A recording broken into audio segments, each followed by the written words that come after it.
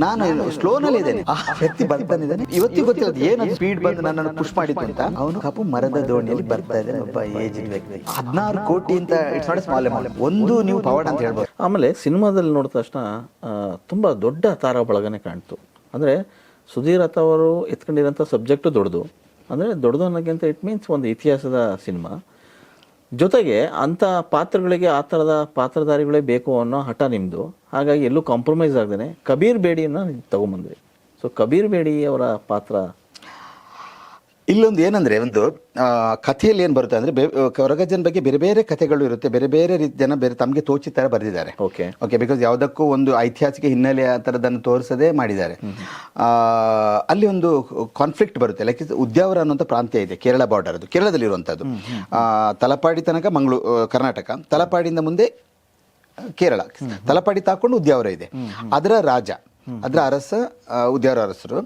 ಅವರು ನೇತ್ರಾವತಿ ತಟದ ಹತ್ರ ಒಂದು ಕುತ್ತಾರು ಅಂತ ಒಂದು ಜಾಗ ಇದೆ. ಕುತ್ತಾರು ಅಲ್ಲಿ ಈಗಲೂ ಹೇಳ್ತೇವೆ, ಕುತ್ತಾರು ಅಲ್ಲಿ ಕೊರಗಜ್ಜ ಅಂದು ಎಲ್ಲರೂ ನಮ್ಮ ಸಿನಿಮಾ ಮಂದಿಯಲ್ಲೆಲ್ಲ ಹೋಗಿ ಕುತ್ತಾರಿಗೆ ಇದು ಮಾಡ್ತಾರೆ. ಸೊ ಅಲ್ಲಿ ಒಬ್ಳು ರಾಣಿ ಇರ್ತಾಳೆ, ಪಂಜಂದಾಯಿ ಅಂತ. ಅದನ್ನು ಭವ್ಯ ಅವರು ಮಾಡಿದ್ದಾರೆ. ಸೊ ಭವ್ಯ ಮೇಡಮ್ ತುಂಬ ಅದ್ಭುತವಾಗಿ ಅಭಿನಯ ಮಾಡಿದ್ದಾರೆ. ಭವ್ಯ ಮೇಡಮ್ ಅರಸ ಆ್ಯಂಡ್ ಇವರ ಕಾನ್ಫ್ಲಿಕ್ಟ್ ಆ್ಯಂಡ್ ಅದನ್ನು ಬಂದು ಸಾಲ್ವ್ ಮಾಡೋದು ಕೊರಗಜ್ಜ ಅನ್ನೋದು ಕಥೆಯಲ್ಲಿದೆ. ಸಿ, ಈಗ ಅವರೆಲ್ಲರೂ ಹೇಳೋದು ದೈವಗಳು. ಈಗ ದೈವಗಳು ಯಾಕೆ ಯುದ್ಧ ಮಾಡ್ಕೋಬೇಕು? ದೈವಗಳು ಕೊರಗಜ್ಜ, ಈಗ ಸಪೋಸ್ ಉದ್ಯಾವರ ದೈವ ಆಗಿದ್ರೆ ಈಗ ದೈವ ರೀತಿಯಲ್ಲಿ ಅದನ್ನು ಆರಾಧನೆ ಮಾಡ್ತಾರೆ. ಪಂಜಂದಾಯಿನೂ ದೈವ ರೀತಿಯಲ್ಲಿ ಆರಾಧನೆ ಮಾಡ್ತಾರೆ. ಪಂಜಂದಾಯಿಗೂ ಬಹಳ ದೊಡ್ಡ ವಿಜೃಂಭಣೆಯ ಕೋಲ ಸೇವೆಯನ್ನು ಕೊಡ್ತಾ ಇದ್ದಾರೆ ಈಗಲೂ ಮಂಗಳೂರಿನಲ್ಲಿ ಅಲ್ಲೆಲ್ಲ. ಸೊ ನಾನು ಸ್ಟಡಿ ಮಾಡಿದ ಪ್ರಕಾರ ಆವಾಗ ಈ ದೈವಗಳು ಆಗಿರಲಿಲ್ಲ, ಇವರು ಜೀವಂತವಾಗಿದ್ದರು. ಈ ಅರಸ ಜೀವಂತವಾಗಿದ್ದ, ಪಂಜದ ತಾಯಿ ಅದು ಪಂಜಂದಾಯಿ. ಎಷ್ಟೋ ಜನರಿಗೆ ಭೂತ ಕಟ್ಟೋರಿಗೆ ಕನ್ಫ್ಯೂಷನ್ ಇದೆ, ಅದು ಗಂಡೋ ಹೆಣ್ಣು ಅನ್ನೋ. ಸೊ ಅವಳು ರಾಣಿಯಾಗಿದ್ಲು. ಅದೇ ಮುಂದೆ ಹಬ್ಬಕ್ಕನ ಹಿಂದೆ, ಹಬ್ಬಕ್ಕ ಆಮೇಲೆ ಬಂದಿರೋದು, ಹಬ್ಬಕ್ಕನ ಹಿಂದಿನ ಇದು ಅಂಶದ್ದು. ಸೊ ಇದನ್ನು ಸಾಲ್ವ್ ಮಾಡೋದು ಈ ಕೊರಗಜ್ಜ ದೈವದ. ಆಗ ಕೊರಗಜ್ಜ ದೈವ ಆಗಿದ್ದ. ಕೊರಗಜ್ಜ ತನ್ನ ಕಾಯ ರೂಪವನ್ನು ಬಿಟ್ಟು ಮಾಯ ರೂಪದಲ್ಲಿದ್ದ. ಸೊ ಆಬ್ವಿಯಸ್ಲಿ ಈಗಲೂ ನಮಗೆ ನಾವು ಏನು ಹೆಲ್ಪ್ಲೆಸ್ ಆದಾಗ, ದೇವರ ಮೊರೆ ಹೋದಾಗ ದೇವರು ಬಂದು ಯಾವುದೋ ರೀತಿಯಲ್ಲಿ ನಮಗೆ ಸಹಾಯ ಮಾಡ್ತಾರೆ ನಾವು ನೋಡ್ತೇವೆ. ನನ್ನ ಜೀವನದಲ್ಲಾಗಿದೆ, ನಿಮ್ಮ ಜೀವನದಲ್ಲಾಗಿರ್ಬೋದು. ಭಾಳಷ್ಟು ನಾವು ಅಲ್ಟಿಮೇಟ್ಲಿ ನಾವು ಈ ಮನುಷ್ಯನ ರೂಪದಲ್ಲಿ ಬಂದ ಅಂತ ಹೇಳಿ ಇದು ಮಾಡ್ತೇವೆ. ಸೊ ಹೆಲ್ಪ್ ಮಾಡ್ತಾರೆ ದೇವರು. ಅದೇ ರೀತಿ ಕೊರಗಜ್ಜ ಇವರಿಗೆ ಸಹಾಯ ಮಾಡ್ತಾರೆ ಟು ಸಾಲ್ವ್ ದಿಸ್, ಪಂಜಂದಾಯಿಗೆ ಇದು ಕೊಡುವಂಥದ್ದು. ಆ ಥರ ಛಾಪುಳ್ಳ ಅಂತ ಒಬ್ಬ ರಾಜನ ಪಾತ್ರ. ಬಿಕಾಸ್ ಅದು ರಾಜ ಬರೋದು ಪೂರ್ತಿ ಅದು ಆವರಿಸ್ಕೊಳ್ಬೇಕು ಅಂತ. ನಾನು ಶರಣ್ ಪ್ರಭಾಕರ್ ಹಿಂದೆ she's A first pop singer of ಅವ್ರ ಕಂಟ್ರಿ ಅಂತ ಹೇಳ್ಬೋದು. ದೊಡ್ಡ ಸಿಂಗರ್ ಅವರು. ನಾನು ತುಂಬ ಕ್ಲೋಸ್. ನಾನು ಶರಣ್ ಹತ್ರ ಡಿಸ್ಕಸ್ ಮಾಡಿದ್ದೆ, this is the character my wants. Then Kabir Bedi ನಾನು ಹೇಳಿದೆ, ನನಗೆ ಈಗ ಇದನ್ನು ನೋಡೋ ಪ್ರಕಾರ ಕಬೀರ್ ಬೇಡಿ ಕಾಣ್ತಾರಂತ. She was quite close to Kabir Bedi. Then ಮಾತಾಡಿ ಪಾತ್ರ ಹೇಳಿದೆ, ಇಮಿಡಿಯೇಟ್ ಒಪ್ಕೊಂಡು ಅದಕ್ಕೆ ಬಂದರು ಕಬೀರ್ ಬೇಡಿ. ತುಂಬ ಚೆನ್ನಾಗಿ ಆ್ಯಕ್ಟ್ ಮಾಡಿದ್ದಾರೆ. ನಂಬರ್ ಆಫ್ ಡೇಸ್ ಎಷ್ಟಾಯಿತು? ಆಮೇಲೆ ಎಲ್ಲೆಲ್ಲಿ ಇದನ್ನು ಶೂಟ್ ಮಾಡಿದ್ರಿ sir? Actually number of days ಒಳಗೆ ಅಂದರೆ 2 ವರ್ಷದಿಂದ ಆಗ್ತಾನೆ ಇದೆಯಲ್ಲ. ಹೌದು. ಶೂಟಿಂಗ್ ಪ್ಲೇಸ್ ಮಂಗಳೂರು ಹತ್ರ, ದೆನ್ ಬೆಳ್ತಂಗಡಿ, ಗುರುವಾಯೂರು, ಮಡಂತ್ಯಾರು ಅಂತ ಅಲ್ಲಿ ಆ ಕಡೆ, ದೆನ್ ಕೇರಳ ಕೊಚ್ಚಿಯಲ್ಲಿ ಅತಿರಪಳ್ಳಿ ಅಂತ, ಆಮೇಲೆ ನಮ್ಮ ಮಂಡ್ಯದ ಹತ್ರ ಗಗನ್ ಚುಕ್ಕಿ, ದೆನ್ ಇಲ್ಲಿ ನಮ್ಮ ಕಗಲಹಳ್ಳಿ, ಬೆಂಗಳೂರು ಕಗಲಹಳ್ಳಿ, ಗಗಲಿಪುರ, ಆಮೇಲೆ ಬೆಂಗಳೂರು ಸಿಟಿ, ಸ್ವಲ್ಪ ಔಟ್ಸ್ಕರ್ಟಲ್ಲಿ ಮಂಗಳೂರು. ಹೀಗೊಂದು 12-13 ಲೊಕೇಶನಲ್ಲಿ ಶೂಟ್ ಮಾಡಿದ್ದೇನೆ. ಸೊ ಈ ಥರದ ಸಿನಿಮಾ ಮಾಡುವಾಗ ಒಂದಿಷ್ಟು ಘಟನೆಗಳು ಕೂಡ ಸಂಭವಿಸ್ತವೆ. ಅಂದರೆ ಯಾವುದೇ ಒಂದು ಪವಾಡ ಪುರುಷರದಾಗಿರಲಿ ಅಥವಾ ದೇವರ ಸಿನಿಮಾ ಆಗಿರಲಿ, ಮಾಡುವಾಗ ಒಂದೊಂದು ಸಣ್ಣ ಘಟನೆ, ಒಂದು ಹಾರರ್ ಸಿನಿಮಾ ಮಾಡಿದಾಗ ಏನೋ ಆಯಿತು ಅನ್ನೋದು.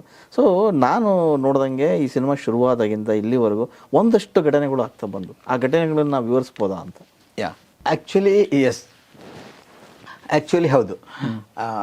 ತುಂಬಾ ಒಂದೊಂದು ಎಪಿಸೋಡ್ ಥರ ನಮಗೆ ಅನ್ನಿಸ್ತಾ ಇದೆ. ಇತ್ತೀಚೆಗೆ ಲಾಸ್ಟ್ ಶೆಡ್ಯೂಲಲ್ಲಿರುವಾಗ ಶ್ರುತಿ ಮೇಡಮ್ ಅವ್ರದ್ದು ಸೀನ್ ನಡೀತಾ ಇತ್ತು. ಒಂದು ಕೊರಗಜ್ಜ ಅದು ತನಿಯ ಇರ್ತಾನೆ, ಇನ್ನು ಮಾಯರೂಪಕ್ಕೆ ಹೋಗಿರಲ್ಲ, ಅದು ನೀರಿಗೆ ಬೀಳುವಂಥದ್ದಲ್ಲಿ ಅದೊಂದು ಸನ್ನಿವೇಶ. ರಾತ್ರಿ 2 ಗಂಟೆಗೆ ಶೂಟ್ ಆಗ್ತಾ ಇತ್ತು. ನಾನು ಈ ಕೇರಳದಿಂದ ತೆಯ್ಯಂ ಟೀಮ್ ಕರೆಸಿದೆ. ನಾವು ಭೂತದ ಕೋಲ, ಅಲ್ಲಿ ಕೇರಳದಲ್ಲಿ ಸೇಮ್ ಭೂತದ ಕೋಲವನ್ನೇ ತೆಯ್ಯಂ ಅಂತ ಹೇಳ್ತಾರೆ. ಸೊ ತೆಯ್ಯಂ ಟೀಮನ್ನು ಕಣ್ಣೂರಿಂದ ಕರೆಸಿದೆ. ಅವರೆಲ್ಲ ರೆಡಿಯಾಗಿದ್ದರು, ಎಲ್ಲ ಆಗ್ತಾ ಇತ್ತು. ನಾನು ಜಸ್ಟ್ ಸೀನ್ ಎಕ್ಸ್ಪ್ಲೇನ್ ಮಾಡ್ತಾ ಇದ್ದೆ. ಸೀನ್ ಹೀಗೆ ಜಸ್ಟ್ 4-5 ಮಾಸ್ಮಾದ ನಮ್ಮ ಸ್ಟಂಟ್ ಡೈರೆಕ್ಟರ್ ಅವ್ರ ಜೊತೆ ಹೇಳ್ಕೊಂಡು ಹೀಗೆ ಹೋಗ್ತಾ ಇದ್ದೇನೆ. ನಾನು ಸ್ಲೋನಲ್ಲಿ ಇದ್ದೇನೆ, ಬಟ್ ಇವತ್ತಿಗೆ ಗೊತ್ತಿಲ್ಲ ಅದು ಏನದು ಸ್ಪೀಡ್ ಬಂದು ನನ್ನನ್ನು ಪುಷ್ ಮಾಡಿತ್ತು ಅಂತ. ನಾನು ಹೀಗೆ ಫ್ಲೈ ಆಗಿ ಒಂದು ಅರ್ಧ ಫ್ರಲಾಂಗ್ ಈಗ ಹೋಗಿ ಬಿದ್ದುಬಿಟ್ಟೆ. ಅದು ತುಂಬ ಚೂಪು ಕಲ್ಲು ಅದು ಇದು ಇರುವಂಥ ಜಾಗ, ನಿಮ್ಗೆ ಕಾಲಲ್ಲೂ ಓಡಾಡೋಕ್ಕಾಗಲ್ಲ ಅಂಥ ಜಾಗದಲ್ಲಿ ಹಿಂಗೆ ಬಿದ್ದೆ ನಾನು.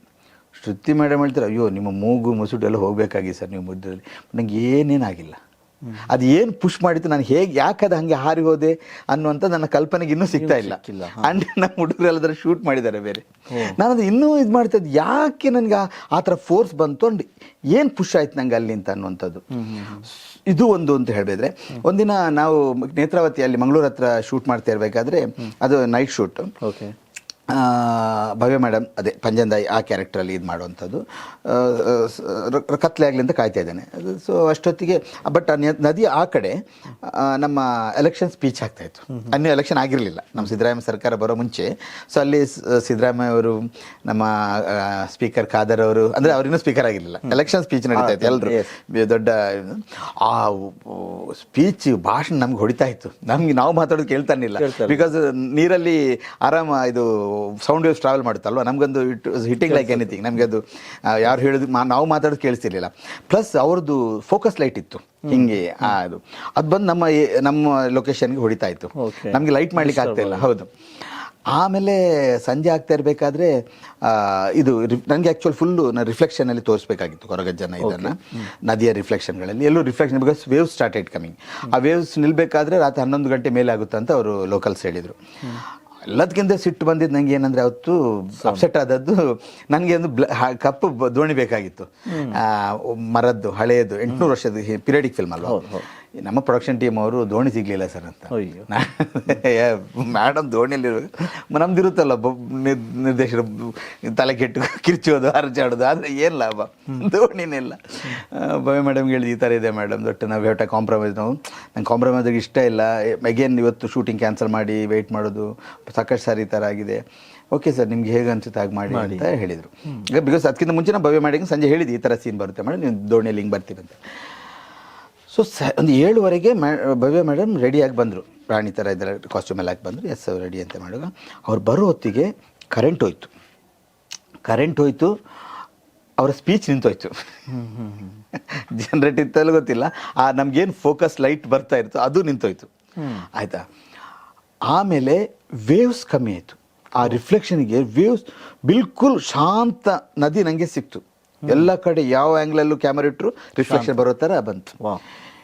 ಇನ್ನೇನು ನಾನು ತಗೋಬೇಕನ್ನುವಾಗ ದೂರದ ಡಿಸ್ಟರ್ಬೆನ್ಸ್ ಬಂತು, ಯಾರೋ ಒಂದು ನದಿಯಲ್ಲಿ ನಾ ಹೇಳಿದ್ದು ಬಾಬಾ ಅಲ್ಲಿ ನಿಲ್ರಪ್ಪ, ಅಲ್ಲಿ ಹೇಳ್ರಿ ಸ್ಟಾಪ್ ಮಾಡಿ ಅಂತ ನಾನು ಕಿರಿದು. ಆ ವ್ಯಕ್ತಿ ಬರ್ತಾನಿದ್ದಾನೆ, ಅವನು ಕಪ್ಪು ಮರದ ದೋಣಿಯಲ್ಲಿ ಬರ್ತಾ ಇದ್ದಾನೆ, ಒಬ್ಬ ಏಜ್ಡ್ ವ್ಯಕ್ತಿ ಶೂಟಿಂಗ್ ನೋಡ್ಲಿಕ್ಕೆ ಬರ್ತಾ ಇದ್ದಾನೆ. ಒಂದು ನೀವು ಪವಾಡ ಅಂತ ಹೇಳ್ಬೋದು ಸರ್, ಅಥವಾ ಇನ್ನೊಂದು ಏನೋ ಸಿಕ್ತು 4 ಹಿಂಗೆ ಆಗುವಂಥದ್ದು, ಅದೇನು ಪವಾಡ ಅಲ್ವಾ ಅದು. ಇಂಥದ್ದು ಯಥೇಚ್ಛವಾಗಿ ಆಗಿದ್ದಾನೆ ಶೂಟಿಂಗ್ ಟೈಮಲ್ಲಿ. ಆ್ಯಂಡ್ ಇಟ್ ವಾಸ್ ಯೀಲ್ಡಿಂಗ್, ಎಲ್ಲ ಒಂದಕ್ಕೊಂದು ನನಗೆ ಸಪೋರ್ಟ್ ಮಾಡ್ತಾನೆ ಇತ್ತು ಈ ಸಿನಿಮಾ ಕಂಪ್ಲೀಟ್ ಮಾಡೋಕ್ಕೆ. ಆಮೇಲೆ ಹೆಂಗೆ ಚೆನ್ನಾಗಿ ಬರಬೇಕು ಅನ್ನುವಂಥದ್ದು, ಅದು ಅಲ್ಲಿ ದುಡ್ಡು ಖರ್ಚಾದರೂ ನಮ್ಮ ನಿರ್ಮಾಪಕರು ಇಲ್ಲ ನೀನು ಏನು ಬೇಕು ಅದನ್ನು ಮಾಡು ಅನ್ನೋದು ಅವ್ರ ಮನಸ್ಸಲ್ಲಿ ಅವ್ನು ಬರ್ತಾರೆ. ಇಲ್ಲ ತ್ರಿವಿಕ್ರಮ್ ಇಷ್ಟು ಮತ್ತೆ ಪರವಾಗಿಲ್ಲ ಬರಲಿ ಅಂತ. ಆ್ಯಂಡ್ ಆ 16 ಕೋಟಿ ಅಂತ it's not A small amount. ನಾನು ದೊಡ್ಡ ಹೆಸರು ಮಾಡಿದ ನಿರ್ದೇಶಕನ ಮಾಡಿದ್ದೆ ನಾನು ಅಲ್ವಾ. ಆ್ಯಂಡ್ ನನ್ನನ್ನು ಮೇಲೆ ನಂಬ್ಕೊಂಡವರು ಇಷ್ಟು ಕ್ರೋರ್ಸ್ ಹಾಕಿದ್ದಾರೆ ಅಂತ ಹೇಳಿದೆ. ನನಗೂ ಒಮ್ಮೊಮ್ಮೆ ನಿದ್ದೆ ಒಂಥರ ಭಯ ಥರ ಆಗುತ್ತೆ ನನಗೆ. ಏನೋ ಒಂದು 2-3 ಕೋಟಿ ರೀತಿಯದು ಬೇರೆ, ಇಷ್ಟು ದೊಡ್ಡ ನನ್ನನ್ನು ಮಾಡಿಕೊಂಡು ನಂಬಿ ಹಾಕಿ ಅದು ಬಂದೇ ಬರೋ ರೀತಿಯಲ್ಲಿ ಅದಕ್ಕೆ ಬಿಸ್ನೆಸ್ ಸೆಟಪ್ ಎಲ್ಲ ಮಾಡ್ಕೊಂಡಿದ್ದಾರಲ್ಲ, ದಟ್ ಈಸ್ ಗ್ರೇಟ್.